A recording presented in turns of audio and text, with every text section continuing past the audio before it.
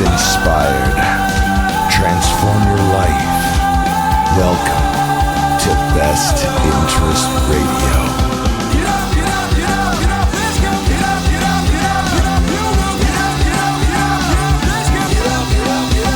All right, so today on the show we have Shannon, and honestly don't know too much about her, but I'm about to find out. She has quite the amazing, inspiring story of her own multiple transformations that she's been through in her life. So, Shannon, welcome to the show. And hello, thank you. So, I know we probably have a lot to talk about today, but maybe you want to start off just from the beginning, like how did everything start? I understand that you had the same cancer that Terry Fox had as a child. Now, were you born with that? No, I was actually diagnosed when I was 10, and I had the amputation 2 days after my 11th birthday. Okay, and wow. And then from there, I underwent 8 months of intravenous chemotherapy. Wow. So, and then did I don't want to jump too far ahead, but I understand, did you losing your lung, which I understand happened, did that happen shortly after? Yeah, it happened. I had the 8 months of chemotherapy and I went into remission, and I was in remission for 22 months. And then I had the reoccurrence in my lower lobe of my right lung. And then from there, I had another 6 months of intravenous chemotherapy. Oh, wow. So yeah, okay. So what? It was life-changing. I have to ask you, at the age of 11 years old, how did you feel when you were diagnosed with that? What was going through your mind? So I think like in our little pre-talk, I had told you, like, I've always been a school nerd. And when I was sick, my biggest concern wasn't even the fact, like, I knew I was dying, but my biggest concern was, how was I going to make it through my school year and be able to make it to grade 7? And I thought about it. I voiced my opinion to my parents. My parents thought I was crazy. They're like, Shannon, like, do you understand the seriousness? Like, I know you're young, but like, I'm like, I know I'm going to lose my leg. I know I have cancer. I know that this is supposed to be for like Nana and Grandpa, not for me. But my reality is that I needed to stay strong. And if I was just going to lie there and just dwell on it, like, I remember the day I was told, my mom started bawling because she already knew, but I didn't. And I was in this small room, not much bigger than a powder room, actually. And I had my surgeon, his intern doctor. I had my head nurse of the ward I was on, my parents, my youngest sister. And I was told bluntly that I had cancer. I had 6 months to live, and that chemotherapy and the amputation weren't even a guarantee to save my life, but it was the only hope. Oh, wow. So what? And those were basically the exact words too. And it wasn't the fact that, you know, I was obviously a minor, so my parents obviously had to sign my amputation for them to be able to continue to try to save my life. But the doctors had to have my confirmation that I agreed to the amputation. And I just sat there, and I think maybe it was shock at first. And I just said, you know what? Like, I'm 11. I just turned 11. And the doctor's like, yeah. And I'm like, if you take my leg and this works, I could still live to be like 80 or 90, like my grandparents will. And the doctor's like, well, that's what we're trying for. That's what our goal would be. I'm like, well, then you have to take my leg, because like, I got a life to live. My mother, I'll never forget the look in her face when I said that, because I think it was I think she was relieved that I was able to accept it, but I also think that she was like saddened and heartbroken that something so mature. And I think that was the most mature thing I had said to at that point. So you obviously still had a drive to continue on. You know, you had stuff to do, and you weren't letting. I had stuff to do, and another part of my reality is that when I got diagnosed with cancer, my grandfather was already battling his own throat cancer, and we were each other's rock.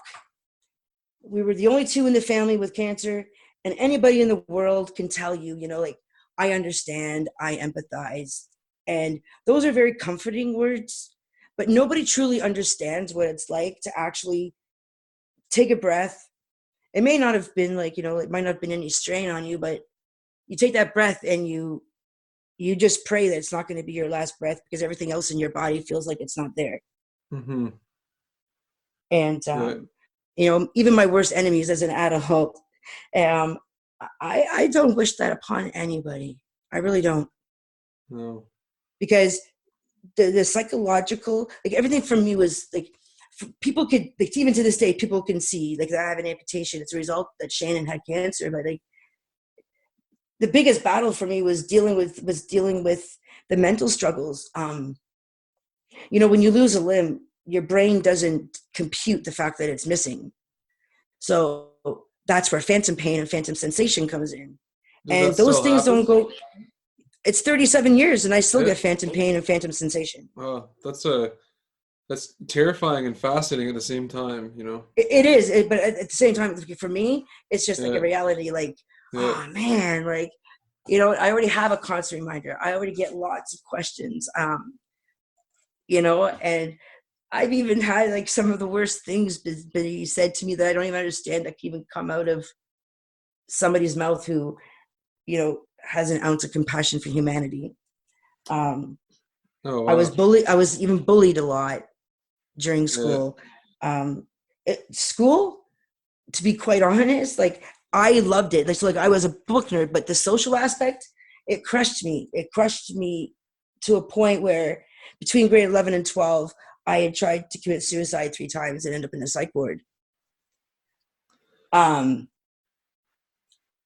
Was mainly from the bullying? That was primarily from the bullying that I was enduring during grade 11 year. Yeah. Like, I couldn't even, I'd ride my bike to school, and I might be wearing a pair of shorts because, like, June is hot and you're wearing shorts too.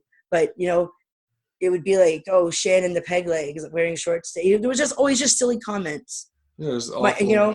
And all through school, like, except for college, my parents, they fought to keep me in phys ed. Like, I had a school fighting to keep me out of phys ed. Meanwhile, I was skiing for the national team. I was, it was really struggling. So if I didn't have school, I seriously think, like, in my grandfather, that I think that things could have been quite different for me. The school helped ground you and helped you keep focus and to maybe strive for a type of purpose. And I also think that school was, like, the one constant that I had prior to being an amputee, and I had it after. It was the one thing that nobody could take away from me. Yeah. Because as long as I had an active mind, and as long as I had the desire and the motivation to learn, a person can learn and do anything they want. They just have to have the motivation to do it. Mm-hmm. I wasn't going in for lobotomy. I was going in for an amputation. So I stuck to school. So over the years, did the bullying get better eventually? The bullying didn't get better until I moved to the East Coast 3 years ago. Oh, really? Wow. So it continued even as an adult. Really? I was born and raised in Toronto. It's a beautiful city, but it's not a nice city sometimes. No. Like, I would go into grocery stores and just people making comments like, "You're really in public looking like that?" And I'm like, well, have you looked in the mirror today, kind of thing? Like, we're doing the same thing. We're buying groceries for our family, right? Yeah. Like yeah, that doesn't even make any sense, really. No. And I had more people, like, just shun me and stuff. And then I come to the East Coast and it was like, wow, like, am I still in Canada? Like, I felt like Dorothy in Wizard of Oz, because I was just like, this is so opposite to Ontario. I have cashiers and store stock shelf employees who offered to, like, help me with my groceries to the grocery store. I've never been offered that in Ontario. Yeah, it's crazy to like see the different demographics between people of different cities like that. And it's true. Like, and I've even been walking down the street and have had a couple cab drivers offer me free rides just because like they didn't want to see me walking down the street in Ontario. Like you don't, there's just that sense of humanity. Yeah, I wonder You if it's know, because like big cities, it's big disconnection because it's a little more busy and stuff, and there's more people. So I it's kind of, understand that, but the bigger the city you are, the more yeah, diverse you're supposed to be, and you're supposed to you stand out just from the rest. That's what makes you an yeah. urban I center. know it's like a paradox, like, but at the same time they're so disconnected, so they're disconnected from you, so they're not gonna relate to you and have compassion. Whereas here, it's more spaced out, so people are, I don't know, I guess more used to connecting genuinely with people and might have a little bit more compassion. Yeah. I But think you're right. so I just want to go back to when you were a child. Like, I mean, were you terrified when this was diagnosed and you were going through all You, this, you want to or know something? Chemotherapy was more terrifying than the actual disease. yeah, To this day, I yeah, maintain the same I've heard opinion. that before. I've You heard that know, before from other survivors of different types. it's 37 years later, and I look back at it, and some people may say that, you need to leave the past in the past and, and move forward. Well, newsflash is that when you experience something like that and you have a physical reminder every single day that that one thing happened, keeping the past in the past is no longer a thing that you're able to maintain. No, I mean that you're exactly what you said there. It's a constant reminder, so you pretty much have no choice Right? but to go Like, back to that every day. So what do you do correct. to be What, strong when those reminders are in front of you every single day? Like, well, I was very, very fortunate that while I was going through my bouts with cancer, my grandfather and my father were such wise men. Like maybe when I was younger, I didn't think that so much, but I couldn't have been luckier and more blessed than to have the two male role models that every child dreams of having that I actually had, because I had a grandfather who was battling his own deal with cancer. So like, he was going through the same terrors, the same thoughts, the same everything that I was going through.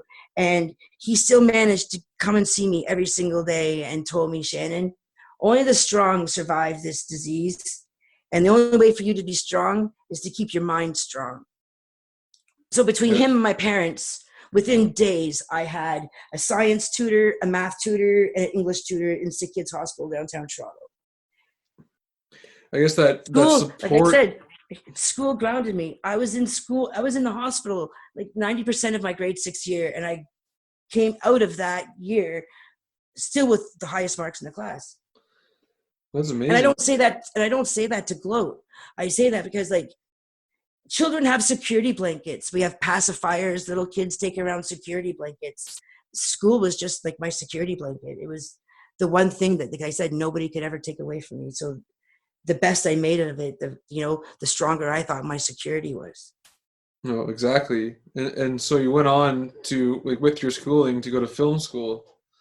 Is that Yeah, correct? and before I went to film school, Uh, I graduated. I worked. I managed a hair salon. I graduated from hairdressing school. Oh, really? Um, Okay.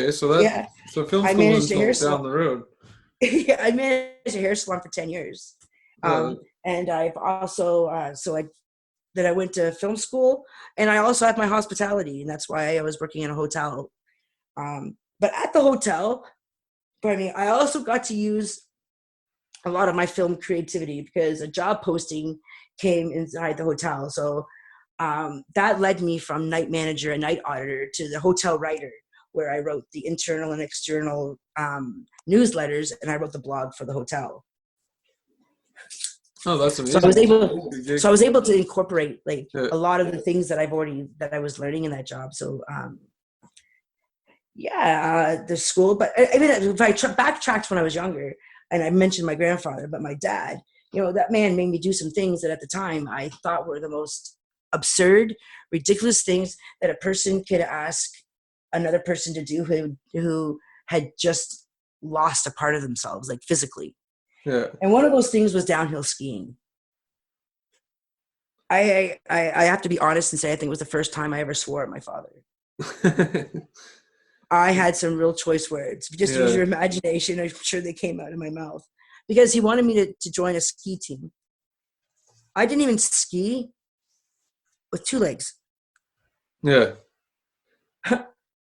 Yeah. So I remember my first day. I'm going to Chicopee. I'm going to Shidok Mountain in Hamilton, Ontario. And I'm cursing. I'm swearing. I'm like, how do you think I'm going to do this? What if I fall? Aren't you going to feel bad that I just lost my leg and now I'm down on it? Oh, I was putting on the guilt trip heavy. And then, I'm still stubborn, but I'm still getting myself geared up and I'm still getting ready for that hill, right? Yeah. And to the left of me was like a much greater incline in the hill, and I get to see them like just like I'd seen on the Olympics going through the gates, right? And I'm like, what are they doing? Because that seems a lot like more fun because I'm on the baby hill because I'm just learning, right?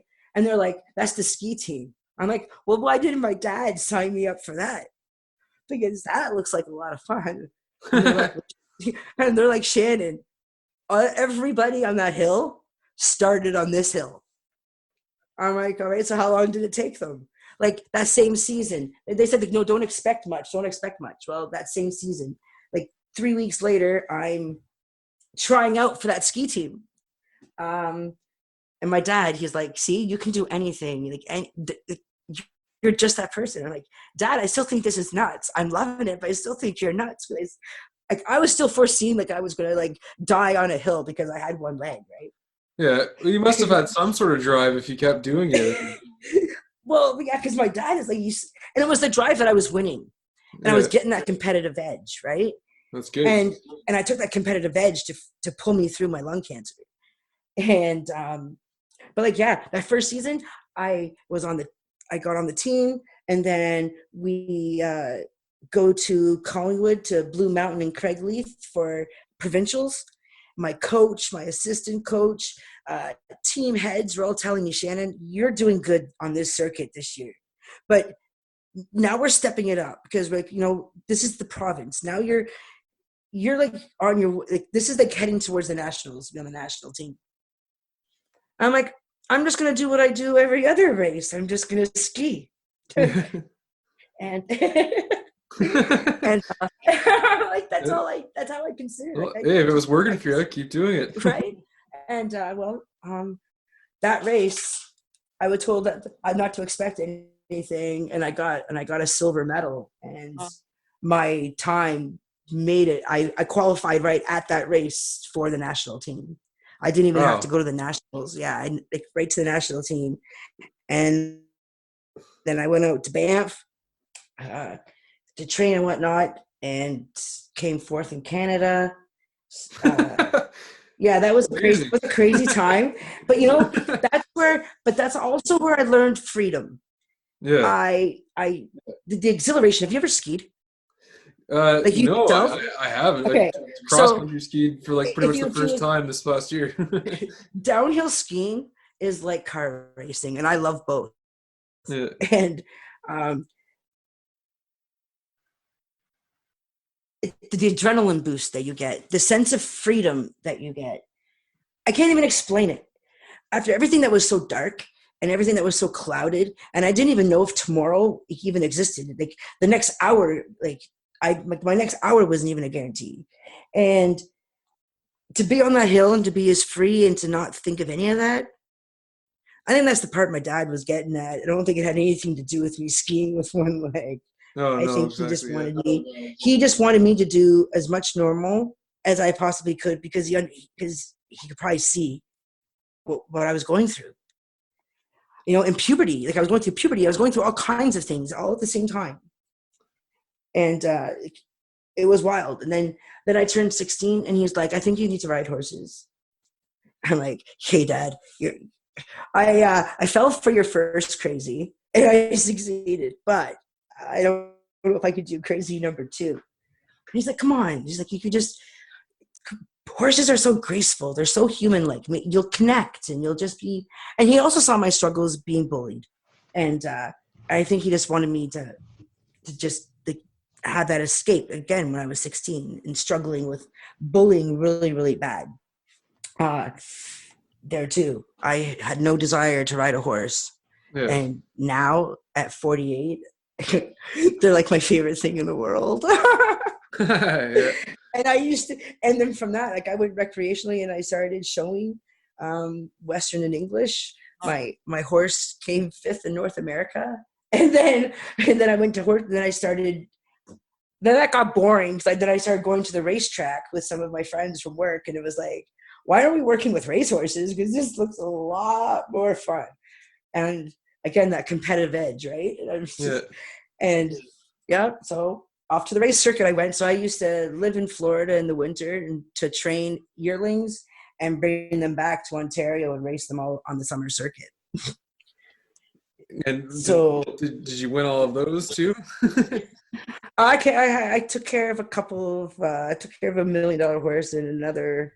If you know horse racing at all, you know anything about Abercrombie Fitch. I took care of that horse for about a week and a half while it's groomed. That was trying because that's one of the most expensive horses on the race circuit. So to be that groom even for a week and a half, it felt like 10 years. Oh yeah, I bet. That's amazing. Yeah. Yeah. So we haven't even been through like half your story, and you've already proven multiple times that whatever you set your mind to, you can achieve.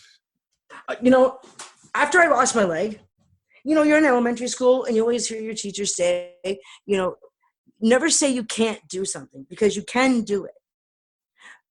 After I lost my leg, that became so relevant to my life because now I was on a mission. I was on my inner competition, I think. Yeah. In the beginning, to prove to people that like just because I lost my leg didn't mean I couldn't do the same things as you. And my parents were battling with me going into the regular school, so they battled with me being able to take phys ed and me being able to just do school. Like, put me in a room in the school, I don't care. Like, I'm not really here for the friends. I'm here because I guess I'm addicted to learning or something because I'm still that way. I'm a filmmaker and I have to say that documentaries are probably my favorite thing. Yeah. And, I just feel like, the only limitations we have in life are the limitations we put upon ourselves. Oh, that's like the main motto that I live by, And our minds are capable. They're like it's like a sponge and we only use 10% of it to begin with. Exactly. Yeah. Why not broaden it a bit? There's some room in there, Yeah. You can actually expand your knowledge. Exactly. Yeah. That's one of the reasons why I like learning too, is just the constant improvement of knowledge, Yeah. And then you can apply that knowledge and just, do more fun things. I completely agree. And life's too short. We only get one try at it. Yeah, I know. So, if you're a baseball player, at least you get 3 strikes. You don't get the same in the game of life. That's true. Exactly. Just go for something that you want. Just go for it. And I always say that. I went through transformations myself, not quite as profound as yours. I mean, I guess I lost like 115 pounds, and I overcame like different addictions, and I had mental illness that I was on medication for, and I had a bunch of different physical diseases and just physical injuries too, like shoulder dislocations, knee injuries, ACL tear, and all that stuff. And I overcame them all, and even just other transformations in my life, such as like financial and career, and even just like becoming a better person and creating more friends around me and stuff. But one thing I totally learned is that, people believe that things are impossible, but I have just proven myself in my own life that so many things that people think aren't possible, I have proved to be possible myself. So, I think my survival period, because I still question it, Yeah. I survived. Like, osteosarcoma bone cancer is no joke. No. It really is no joke. And there's a lot of times I ask myself, like, how the hell did I succumb to that? Like, how, like, because according to science, if you go according to even today's technology, like, I shouldn't be here, Yeah. right? You're a miracle. Well, I wouldn't go Now that you, far. now you can make miracles happen, right? Uh, maybe somebody made a miracle happen to me. Maybe I had an earth angel who helped me get that far. Hey, your grandfather sounds like one of those earth angels.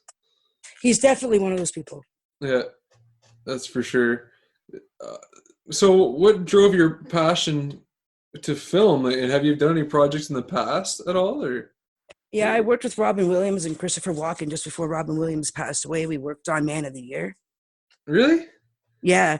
I've That's amazing. I don't know how many music video concepts I have written, and I've produced for various artists, whether in Ontario or another rap artist who's from Boston. I did that. I've worked on several documentaries. One of my own that was nominated for. I was nominated for Documentary of the Year. It was based on children with cancer, and a camp that I went to for kids with cancer in Ontario that is through Sick Kids Hospital. It's called Camp Uchigaeus, and when I was sick, there was a team of doctors and nurses who were putting together a pilot project. And I remember while I was in the hospital being, Sick Kids is an amazing place. It's not just a hospital. Like, when I say I was in a meeting room, it was more like an auditorium. And there were several other parents there and whatnot. And what they were doing, trying to, keep that normal in the child's life who's sick, but still be able to get their medicines and have it safe. So they created Camp Uchigaeus, where kids with cancer it wasn't just about going to camp. You could go to camp and get your chemotherapy administered, and you were surrounded by people who didn't stereotype you and place stigmas on you just because you were a child who had no hair and maybe lost a limb, or maybe has, like an intravenous line running from the heart. So they might look a little different, without even really knowing that child would do anything to trade places with you for just 5 minutes. Oh yeah, yeah. Just for 5 minutes, just for 5 minutes just to get out of your nightmare and to know that, like, ding dong, there is life, Just like you mentioned at the beginning, you related a lot to your grandfather, and that support system and just knowing that someone's going through the same thing as you is something that we all need, regardless of what experience we're going through, but especially when we're going through difficult ones. Yeah, my grandfather has been gone for almost 16 years. Yeah. And what's I say ironic, because 3 days before he passed in a hospital in Toronto, he had called me and asked me to go see him. Like, he said, do you have time where you could just drop things and come now? And he wasn't that kind of person. Like, he would never, if he asked you to do something, like, it was always at your convenience. He never put the fact that I need your help and this is when it has to be done. If it's convenient for you, like, then let's do it. Yeah. But he was so adamant. And so I get there and he's like, so have you decided what you're doing? I'm like, Grandpa, I managed in the hair salon, ended up with carpal tunnel, and now I'm just like at a crossroads. I don't know. I have a love for interior design and building, and I also have a love for film. And Grandpa, I love cars too. So, like, mechanics could also be thrown in there. And he's like, girl, you already know what you need to be doing. You're just not doing it. And can I tell you something? Yeah. Last summer, living in Tent City was the first time I knew what that something was. What was that something?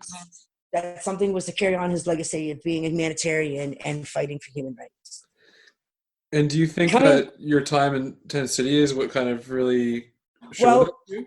If I tell you, because you keep on going back to my grandfather. My grandfather was instrumental in bringing Black rights into Canada. My grandfather started the Teachers Federation that started here in the East Coast, and also the fisheries and woodworkers unions that also started out here in the East Coast were founded by my grandfather. I spent many years as a little girl in NDP constituency offices, and just like, man, I loved it. Maybe that empowered me before I got sick. I don't know.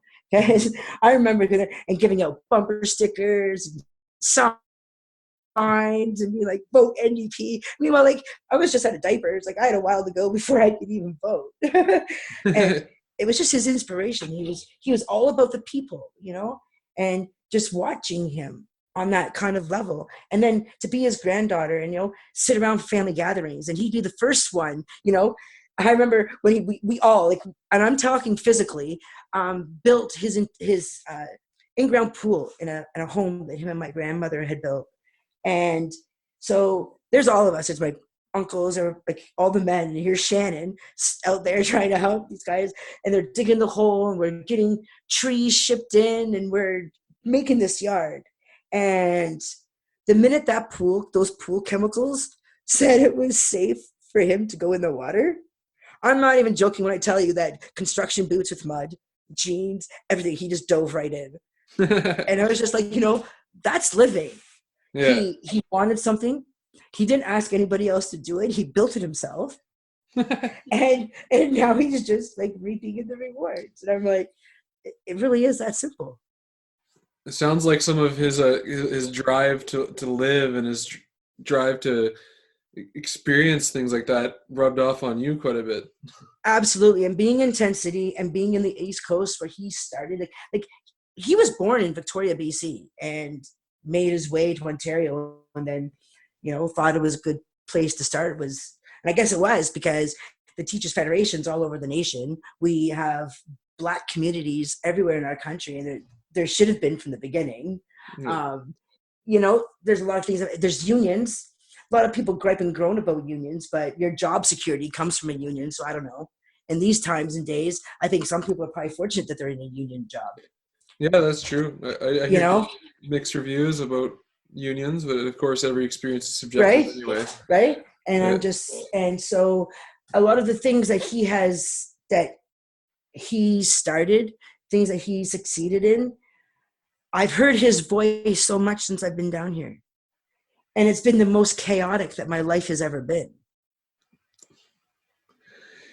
But sometimes I feel like I needed to go through that in order to see what my purpose was. You know what? And to actually follow through with it. Yeah, I feel the same with my own journey, and there's a weird sense that there's a deeper meaning behind things, and I think you can relate where when you go through something, go through transformation, you start to see eventually that, like, okay, I went through that so that I can do this. Like for me, I mean, I feel like I went through my transformation so that I can help other people get out of the well. And I mean, and it's so true, because like even with my experience in Tent City, like had I not gone through that and gone through the dark issues of it, I wouldn't have my screenplay. Yeah. And that's a pretty powerful movie.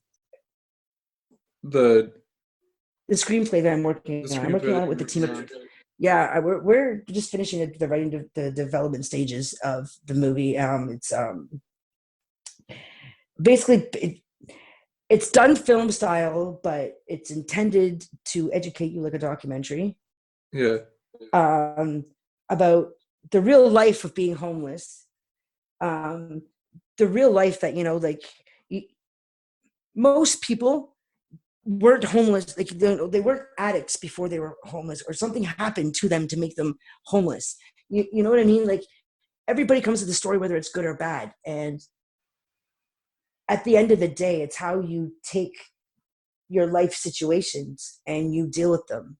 Because you only have two options. You either dwell on them and you don't evolve, or you get a hold of them and try to deal with them and try to understand them so you can at least progress to tomorrow. Yeah.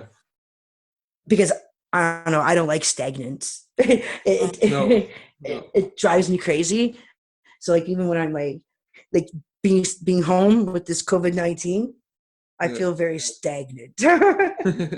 It's a great opportunity to work on stuff like screenplays and other. Right. Well, yeah, it's been a great opportunity to work that. I'm working on a small business as well. So What's the I'm business, if you working don't on mind me getting that asking? started. Well, I am going to start an edibles business, but not just edibles, like not just edibles, like just because they're cannabis based, but because of becoming homeless and my struggles in the past 3 years, like I suffer from anxiety and from depression, and I drove into this idea with my partner.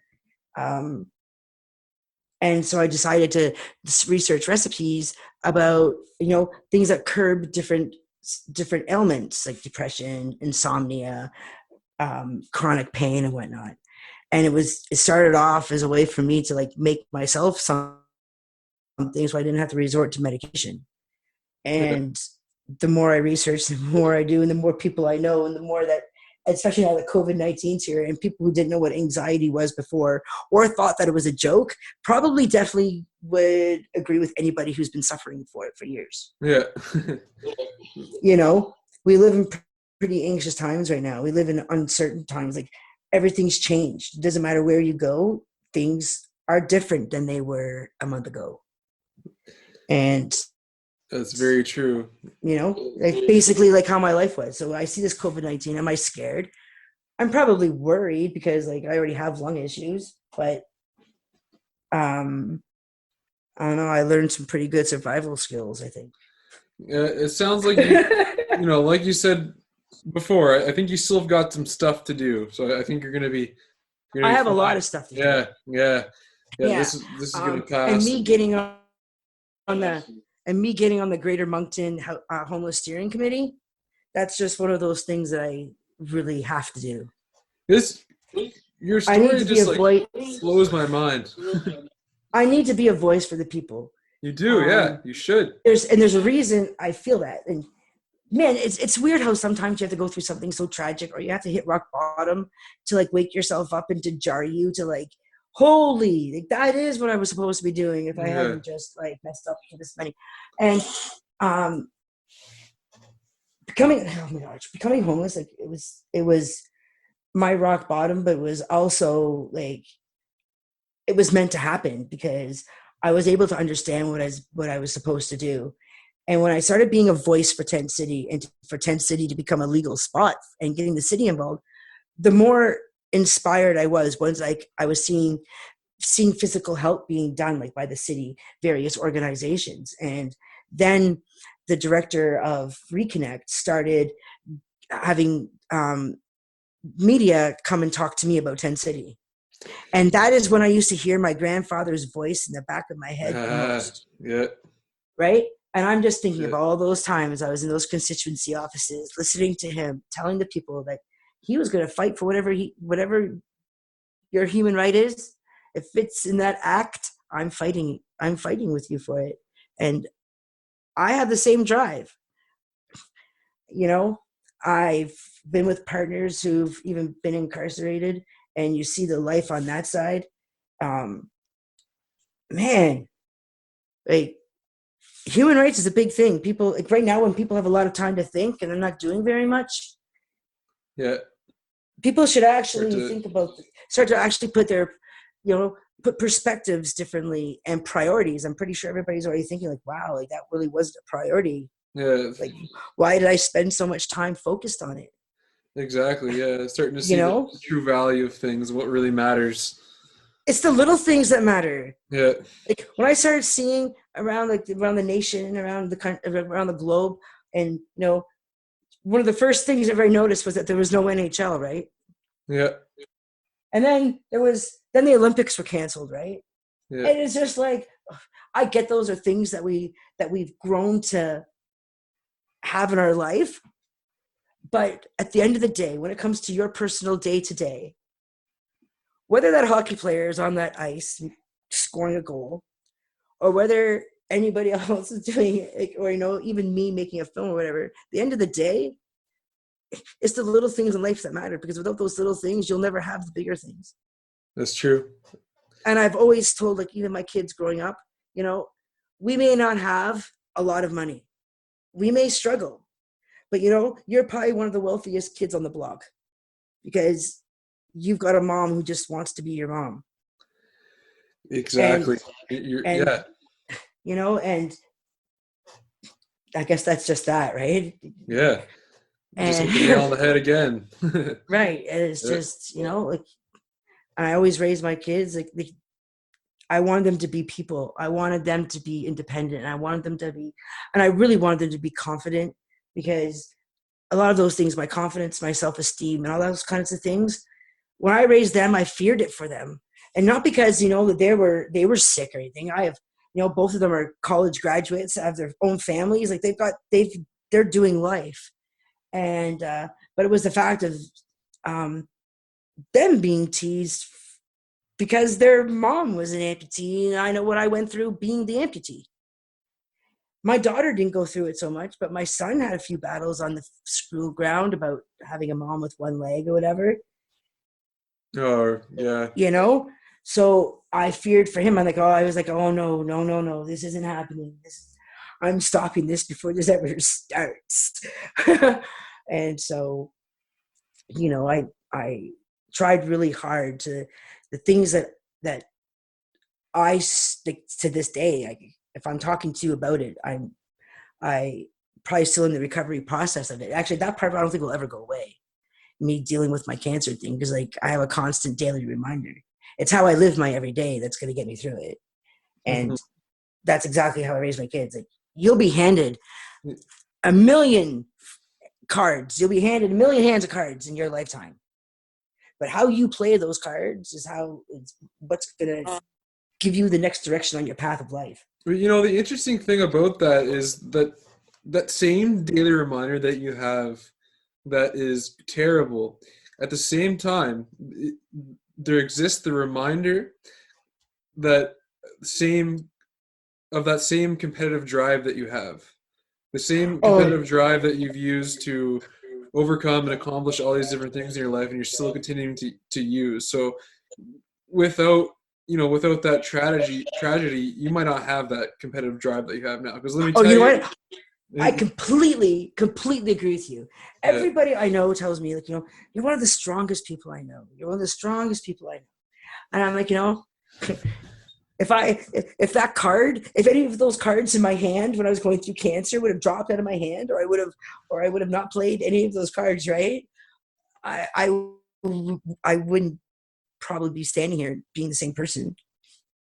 I would have been a totally different person.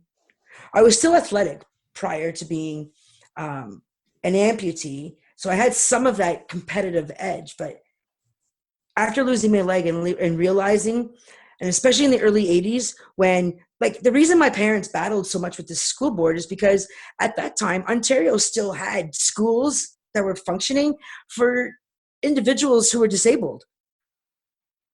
And I don't know, segregation's already been out of our constitution for a while. And so I said to my parents, I was like, I'm not going there. I'm going to the same school that I went to before I got sick. Yeah. There's no reason. There's no reason for it. Just because I lost my leg, big deal. Like, I still have my brain. I just proved that I'm already a decent student academically, because I just passed my grade 6 year, and I'm, trying to battle my life. So, I think that whole cancer experience, it really, really, really truthfully, like, the competitive edge. Like, there's days I even find that I didn't compete with myself. Like, you know what? I just want to sort of interrupt for a second and just say that you have been through severe challenges, from your cancer to the bullying and the addiction, living in Tent City, and everything that in between and beyond. Right. But like you said, that has given you the drive to help humanity and be a humanitarian, which is what Tent City helped you see. Right. Now, it sounds to me like you have an even bigger challenge to tackle than all the other challenges before you combined. Because now it sounds like your challenge is to help make a difference in society and humanity by being a humanitarian and carry on that torch that your grandfather Absolutely. I think you got it, like, dead on. Yeah. And this COVID-19 thing, like, I understand that the health perspective of it is what's scaring people. But I see the bigger picture when we come out of this. Yeah. You know, I really, really truthfully hope that I'm right when I say that we're going to see a lot of nicer people on the street. We're going to see people who aren't going to take life for granted because you've basically been on house arrest for a while. And, you know, it gives you a different light. I totally agree. I think a lot of people are on the same page with that one. And when you see, and when I saw the pyramid tier of everything that we thought that was a priority, and those were the first things hit with this COVID-19, I was like, this is about change. And I got so excited. And I have a friend who advocates with me, and she comes over, she's like, Shannon, this COVID-19 thing. And I'm like, but think of it from a positive perspective. And she's like, positive? You know, you got to understand, she's standing like her 2 meters, she's got gloves on, and this is like my best friend, right? And I'm like, but come on, girl, you got to see the bigger picture. Our voices are going to be heard now. Like, people are going to listen to those who are trying to help others, because you've been stuck at home trying to help yourself for a while. And I know for myself, like, I love life, but there's some days, you know, I just don't want to be trapped in my own head. So that's where you have the freedom living in Canada of being able to, you know, go out your door and just go for an adventure to just to live. And I don't know, I truthfully hope that I see a bigger picture with this COVID-19 thing. I see that we're not going to have a perfect world. We'll never have a perfect world. But I do believe it'll be a lot less chaotic. I just think it'll be a lot less chaotic because the things that we once thought that were priorities, which are all those A-list things that North America puts in the media that they tell us that we need. Yeah. You know, all those things aren't happening right now. So people are just living there, right? Mm-hmm. They've got and I dig it. Right? I'm waiting for the opposite side already. Yeah, me too. I'm excited for what's to come. Yeah, because I just see, like, you know, my advocacy could just actually be a voice right now. Because people are at home to listen. Yeah. That's exactly why that's why I'm doing this right now. Right? I'm surprised. I'm so surprised that the internet hasn't crashed with so many people globally being home and being, like, stuck on the internet. The funny thing is, I better not jinx it. I think all the big social media companies prepared for their servers for this. Well, when I started seeing A-listings going first, I kind of thought, like, you know, like, people knew about this long before it hit. Yeah, exactly, when it originated. But, you know, there's like every other. It's just like every other battle in life. Life happens, and this is to everybody. You know, like, we're all, like, right now, we all have a common denominator, and that's COVID-19.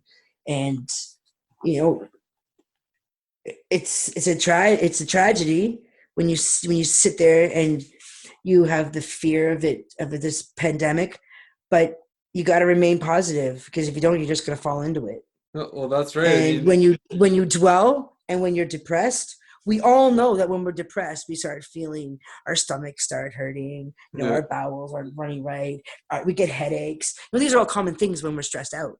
Mm-hmm. And now that you know, it's how you play those cards. It's just how you play those cards, and everything that has a negative, there's, in my opinion, there's always got to be a positive in there somewhere.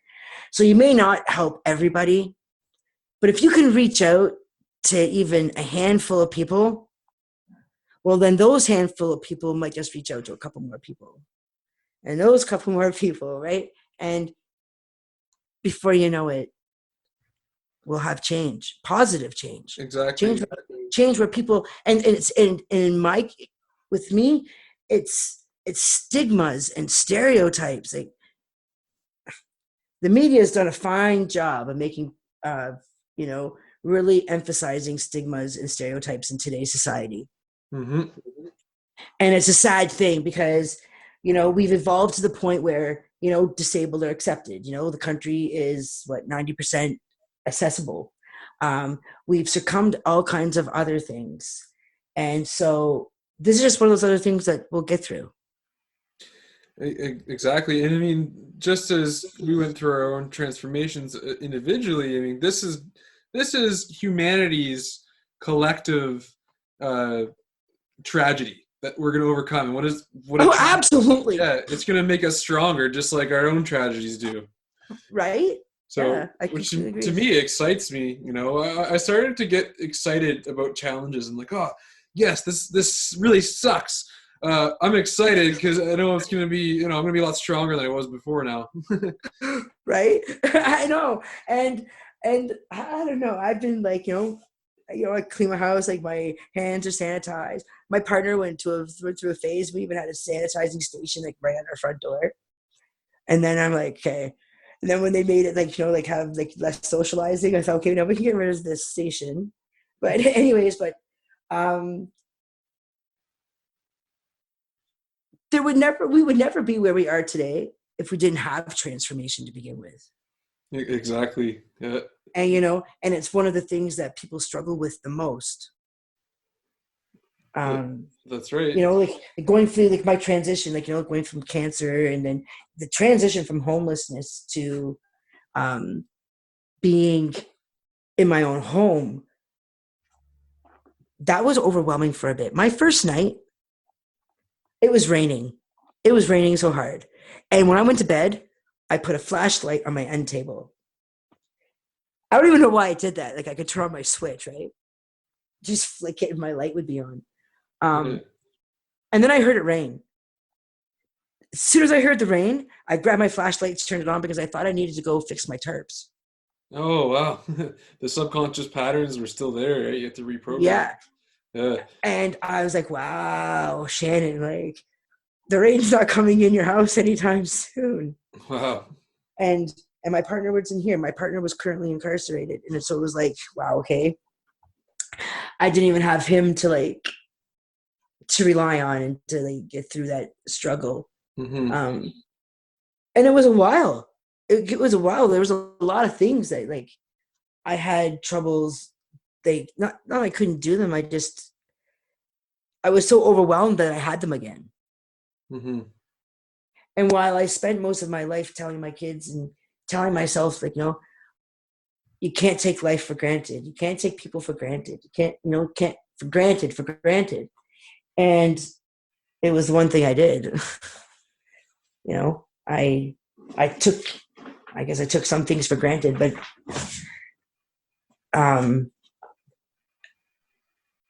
I believe that I would not have. I was meant to be intensity.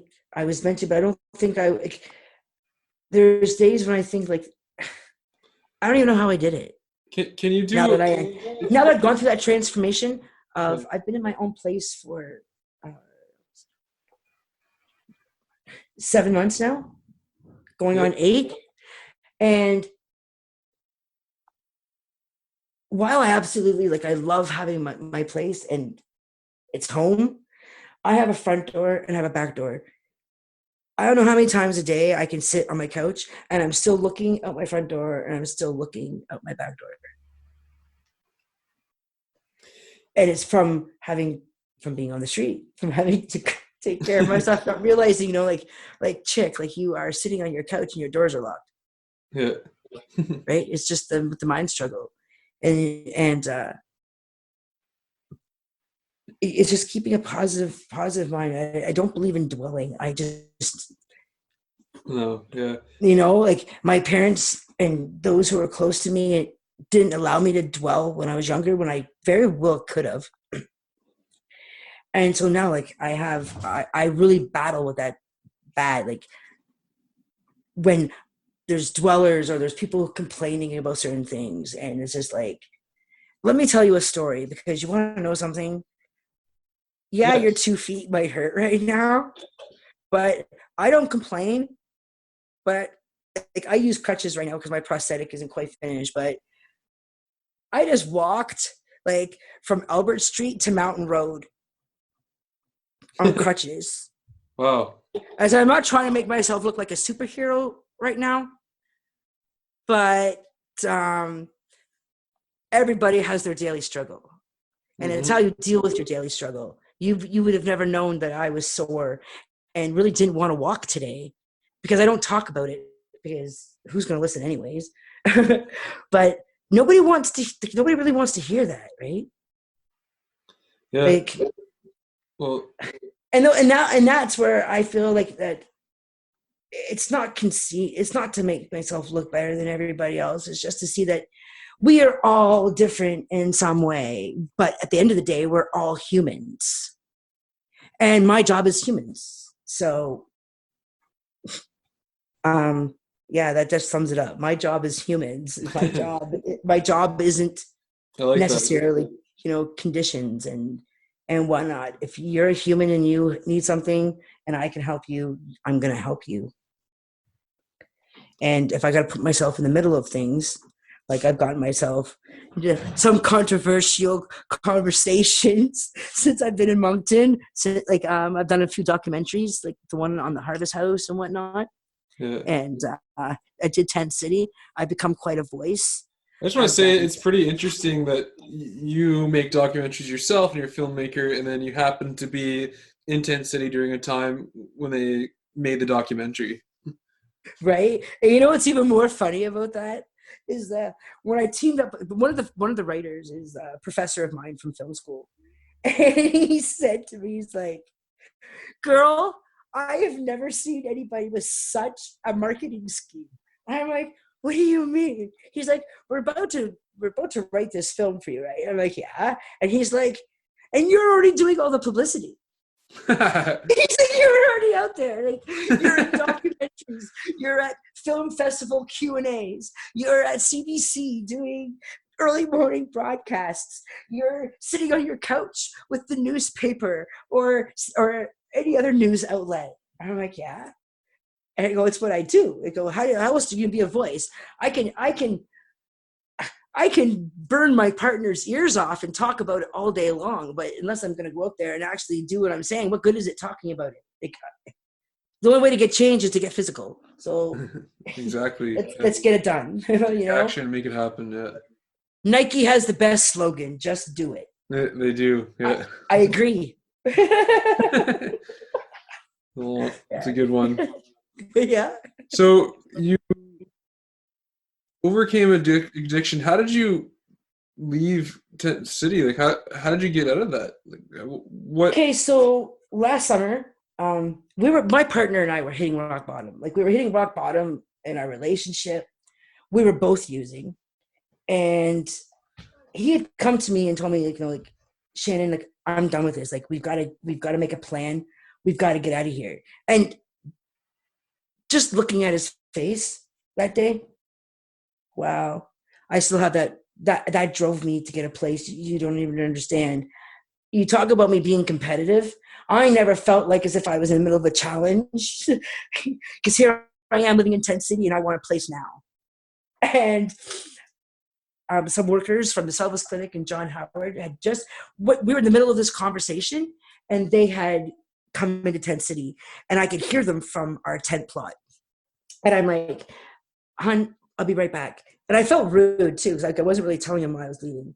I called them both over and I said, "My name's already on the housing list, and I have already taken this too far. I have got all the stories I need for my film, plus some.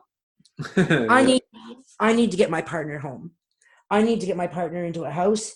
I need my partner to feel like he's him again." And we got word that we had a place, and then he got arrested. So I spent the last 31 days in Tent City by myself. Oh, wow. Yeah. Oh, wow was how I sum it up too. Yeah.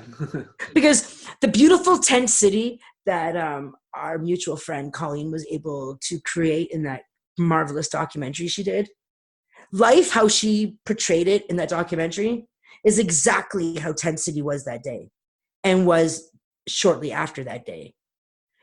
But then once the population grew and certain individuals came and decided to turn it into, this is what I do, so this is how Tent City is going to be. Yeah. It wasn't so cool anymore, because now it wasn't about, going out there, starting a fire. Anybody want a coffee this morning? Anybody need to smoke? It's something like that. It was survival, like tenfold. Mm-hmm. It was like, wow. Like, it became a true nightmare, and especially being there alone. Oh man, I don't wish that upon any female either. No. Not by any stretch of the imagination. So once I went to the workers and told them I needed a place, my partner got arrested, and just before he got arrested, I had already made the decision that I was already hitting rock bottom. My kids, my grandkids, my parents, everybody's in Ontario. They think that I'm okay. I was far from okay. Far from okay. Yeah. I was mentally struggling. It was if my partner wasn't with me for through this journey in the past 3 years, I don't even know if I would have survived it. Because he, just like my grandfather and just like my father, he can be that rock. Yeah. And then when it wasn't there, again, like my grandfather passing away and me coming homeless, I realized what I needed to do with my life. It was the same reality. All those street skills, all those, little messages, all those little warnings that, when we ended up on the street, and he's street smart. And so I if it wasn't for him, I wouldn't have survived it. That's for sure. It was. I'm happy that you had that support. So am I. To get through it. Yeah. Yeah. And even with COVID-19 now, like, sure, it's a struggle, like everybody's stressed out, like who wants to be cooped up all the time? Mm-hmm. Sure, there's homebodies, but even being a homebody, you have the option. If you wanted to go to the door, you have that option. Like you wanted to go to the mall, you wanted to go to the park, whatever, you had that option. Today you don't. Yeah. And so I understand that, everybody's stressed out. But at the end of the day, those who love you and those who are sticking by you, keep them close today. Keep them close to you, because not everybody's blessed with such a support system. I second that one. So I want to hear your long-term goals, or maybe even short-term, because it seems like you have these different visions. Maybe somebody. Well, I have a vision because some of them fall into each other. Like my screenplay, I have a TV series that I'll keep almost kind of quiet, but the TV series can coincide with my edibles business. Yeah. And that in itself could be like, I don't know, the next great marketing scheme.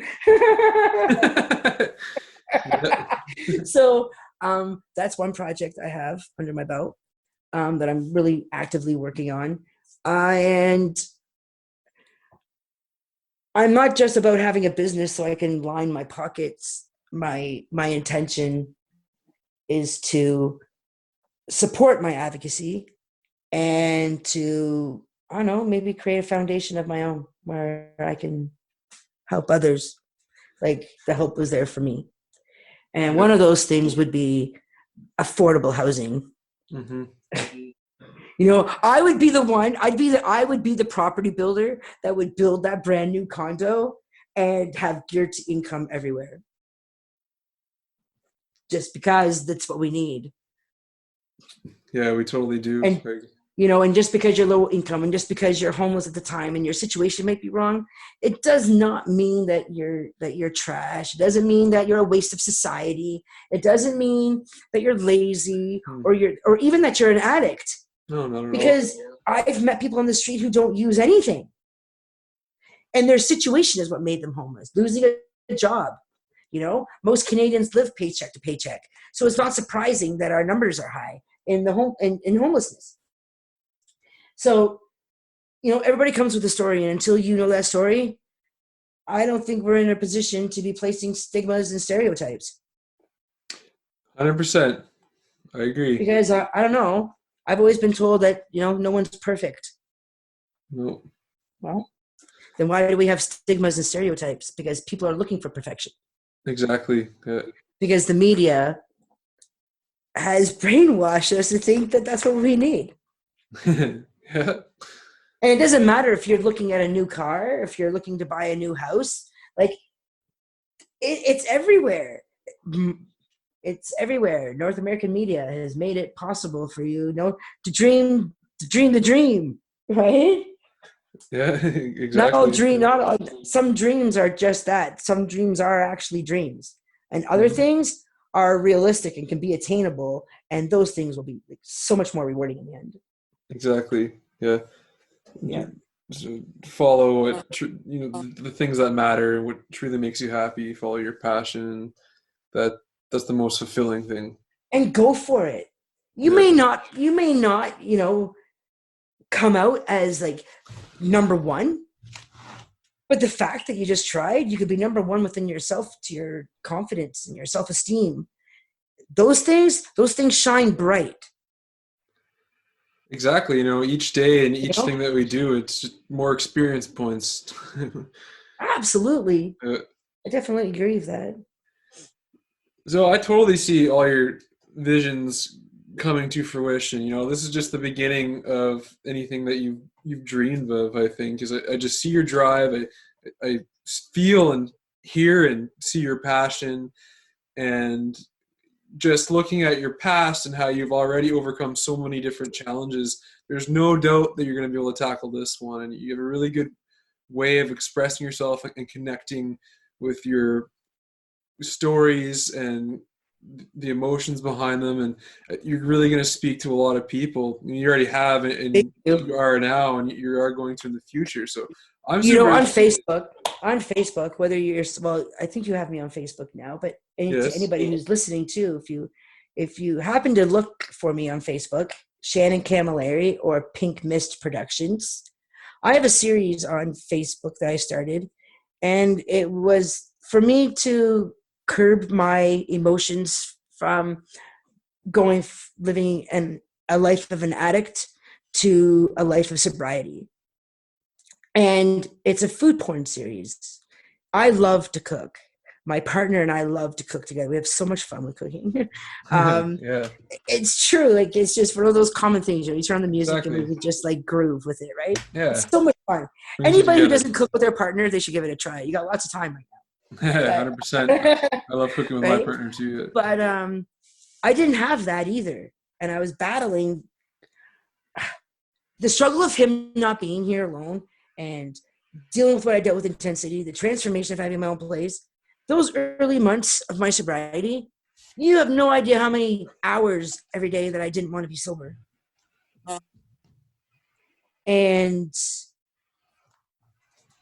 knowing that my partner was forced to be sober, the least I could do for him was to be sober when he got home.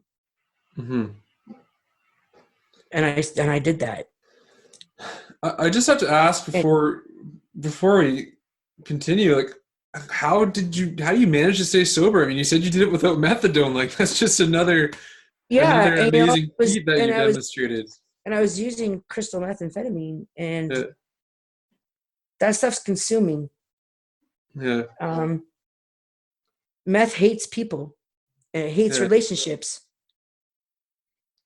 And my relationship meant something to me. Mm-hmm. My partner is not just my partner. He's been my best friend for 23 years. Yeah. And we've battled. We've had our battle. And I stay sober because I those things in my life matter to me, and I won't have them if I'm not sober. I won't have my business if I'm not sober. I won't have my kids and my grandkids and my parents if I'm not sober. I won't have my partner if I'm not sober. And if I don't have my partner, then I don't have my best friend, and I don't have my rock, and I don't have this. Like, my life isn't perfect, but my life is more stable than it was. Yeah. And yeah, I honestly, I look at the bad, and I think that most days that's what I use as my motivation to be positive. Because I get asked that question so many times, and it's so hard for me to answer it most times, because it's like, I don't know one thing that gives me the drive. Like, my best friend, who's also an advocate, she tells me all the time that I'm a diamond in the rough. And I finally asked her what she meant by that, and she said, "You are the only person I know." And she lived in Red Deer, so she knows what life's about too. And she goes, "I've never seen somebody get sober right in the middle of the situation that they were in when they were using." Yeah. Because I was still in Tent City. That's profound. My relationship with my partner, my relationship with my children, like, it was rock bottom. Like, I really felt like as if I was sinking into a hole that I wasn't going to be able to get my out of. It was the first time that I felt like I couldn't use my competitive edge. Yeah. I had no way to do it. It was me against what the rest of society was, or was it me against me? Because I was the addict. I needed to get myself out. So from my perspective, it sounds like what keeps you, or what got you sober and what keeps you sober, is counting your blessings and all that you have in your life, and the things that you want to sustain, and your drive to sustain them, and your drive to also just make these new things happen, things that are beyond yourself, such as being a humanitarian and making these documentaries. So, and it's so funny because this philosophy is so simple. Count your blessings, be grateful for what you have, sustain them, and then have something in mind that you want to achieve, even if it's just sustaining what you already have, and just do it. And you're a prime example of just doing that. Sounds simple. Yeah. It's just the only difference between other people and you is that you're the one that actually does it. When I speak of it too, like, a lot of people say, like, you make it sound so easy. It's the farthest thing from being easy. Exactly. Yeah. Like, and I've always been told that, you'll never get out what you put in unless you put in. So if you don't put in the hard work, whether it's on yourself, whether it's your job, whether it's your relationship, regardless of what it is, if you don't put in the work, don't expect the results that you're thinking of in your head, because you're never going to achieve it. It all starts within. You can't love somebody else unless you love yourself. You can't take care of others unless you take care of yourself. Mm-hmm. I live by that. Like, I also believe in treating people the way you want to be treated, and especially when it comes to stereotypes and stigmas. Like, this all started with me when I lost my leg, and me being the amputee. Like, I just didn't see that, like, that I had a bigger vision. Like, me being an amputee was just part of this journey into my road of being an advocate and being about human rights.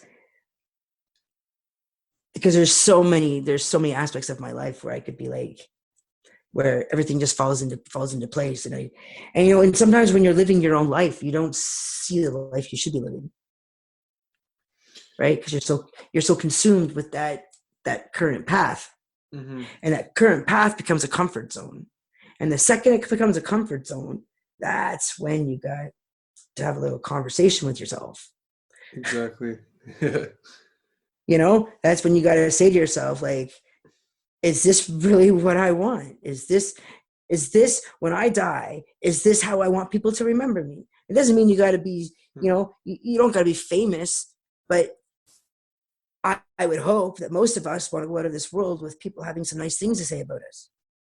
Hey, what's funny about that is the ancient Greek philosophy, Stoicism, they practiced imagining your death and what people would say at your funeral and how you'd be remembered. Yeah. Just a fun fact. So Yeah. you probably do that naturally. Yeah. Yeah. I don't know. When I die, there better be, I don't know, maybe some skis and an editing suite there or something. Yeah. Yeah, there you go. And if I Yeah. ever get a medal for humanitarian, like that should be right there with me when I die. You know, I want to see you make a big impact. So I think it'll come. Yeah, I just wanted to say, I guess, before we continue, is go back to the beginning where you mentioned how nobody truly knows what you've been through until they've been there, Yeah. and that's I can relate to that. I understand that completely, and I have a story which maybe I'll share on like a podcast of its own, but I'll just quickly mention that one point in my life I got rid of everything I owned, and I wanted to feel what it was like to have absolutely nothing so that I could understand people more and to have more of a connection to Mm-hmm. that part of life for some people. And so anyways, I got rid of most of my stuff. I almost honestly gave away my car, but it's pretty much the only thing I kept. And yeah, I guess long story short, I went and I gave a bunch of stuff in a book bag to homeless man, and he thought I was going to leave, and I was like, no, like I just want to spend the night with you. I want to know what it's like to be homeless. And yeah, I spent the night with him, and it was really profound, let me tell you, and it really gave me like a taste of what it was like through his stories and just being walking around with him and being with him. And you see, and that's the problem with today's society. Yeah. Like, not everybody would take that step that you did, No. right? Yeah. And that's why the stigmas and stereotypes, I don't know when they're going to leave homelessness. I truthfully don't. Because, I don't know, it really, really bothers me because coming from this 5-star lifestyle and then being homeless and me seeing it with my own eyes, like now I'm being treated that way too, right? I saw it before. And I was just like, wow, people are really like that. Humans are really like that. I remember him looking around, like trying to find a safe place to sleep so that he didn't get like mugged while he was sleeping. Yeah. Just stuff like that. I stayed till like 5 in the morning, and around there I had to leave. I would have spent the night with them, but literally like I had to leave because I was scared. I wasn't scared for my life, but because I honestly don't have fear, but I was being very careful because somebody who was obviously under the influence was showing us his knife. So yeah, I had to get out of there. Yeah. Yeah. Yeah. But you don't realize how much of a commodity a Bic lighter is until you're homeless. Yeah, I bet. Because you protect that lighter like it's nothing else. Yeah, really. So if there's one thing that you want to leave people with today, is there anything else you want to say, like that you'd like to leave the audience with? I just want people to know, like, I'm here because I have a story. I'm here because I'm willing to be a voice and tell my story. But I'm not the only one that has a story. I'm not the only one that has a voice. And I would just hope that, at the end of the day, that job, that car in your driveway, or that beautiful home that you go home to, those are all beautiful things. They're all beautiful, tangible things. But sometimes in life, the things that we can't touch are the things that we should hold closer and keep close to us, because those small things are what's going to leave you with a legacy of being a wealthy individual. Those are very wise words, and that's the true meaning of life right there. I don't measure wealth by how many dollars a person has. I measure wealth by how many good things a person can do. It doesn't have to be great things.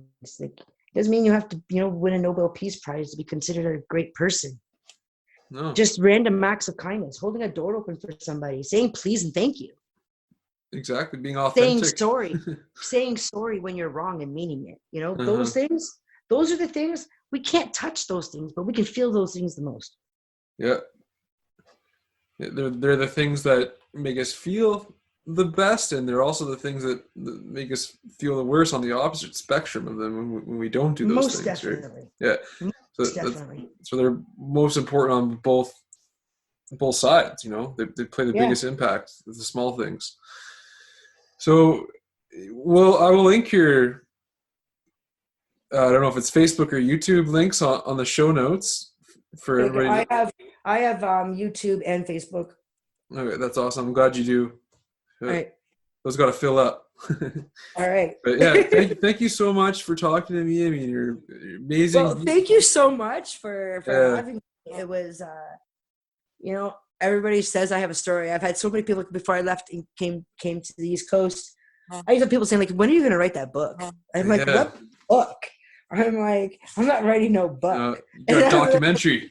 They're like, shit, but you have a story. But, Yeah. but even me writing this screenplay is nothing compared to my film biography that I have in my head. So anybody who like wants to see a biography that's more Marvel style, well, I'll be writing that I'm writing that biography. That sounds awesome. I want to see it for sure. Right? You got me intrigued. Like your professor said, you've got quite the marketing scheme. Like I already want to buy everything that you talked about. That's awesome. Yeah. When it comes to my creativity and even my business, like I know it's hard work to get a business up and going and whatnot. And it's just like, I'm already thinking of the marketing. Like I'm already like in my head, like we're already there type of thing. but we'll see, right? Hey, that's the mindset of success. Keep that. It is. Because that'll drive your actions to bring that to fruition, Yeah, if this dream doesn't succeed, but we'll just dream on another one. Yeah, exactly. It's life. Yeah. So, I really connected with your story. I'm sure whoever's listening is definitely connecting with it too. And thank you so much again for coming on. Like, you're an amazing person, so inspiring, very touching, empowering. Like, it makes me want to do more in my own life. Just thank you. And yeah, I'm sure anybody who's listening can agree with that. And you're a beautiful soul. Keep up your good work. And, thank you. Yeah, it was nice talking to you. And awesome talking to you anytime.